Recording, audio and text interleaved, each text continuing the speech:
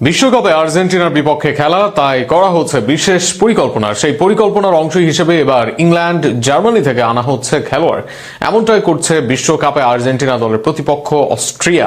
এর আগে ইংল্যান্ড জার্মানির বয়সভিত্তিক দলে খেলা খেলোয়াড়কে নিয়েই এবার বিশ্বকাপে মাঠে নামতে চাইছে তারা। পুরো বিষয় নিয়েই থাকছে প্রতিবেদন।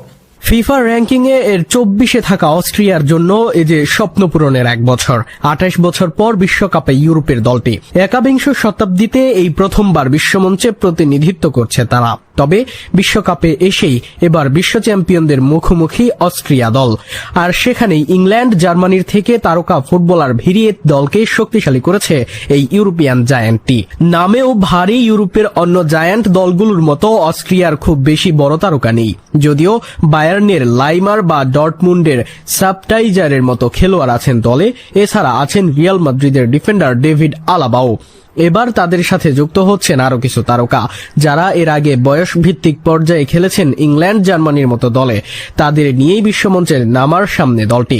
সেখানে সবচেয়ে বড় নাম বরুসিয়া ডর্টমুন্ডের কার্নি চুকউয়েমিকা।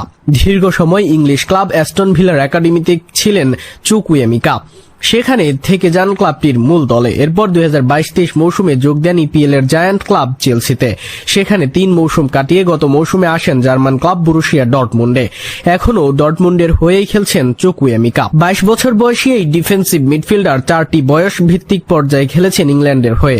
অনূর্ধ্ব-17, অনূর্ধ্ব-18, অনূর্ধ্ব-19 ও অনূর্ধ্ব-20 সব পর্যায়ে ছিলেন ইংলিশদের স্কোয়াডে।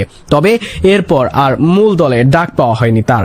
চুকউয়েমিকার বাবা মা নাইজেরিয়ান, আবার দীর্ঘদিন খেলেছেন ইংল্যান্ডের ক্লাব ও বয়স ভিত্তিক দলে। তাই চুকউয়েমিকা কিভাবে খেলতে যাচ্ছেন অস্ট্রিয়ার হয়ে, সেটা প্রশ্ন অনেকের।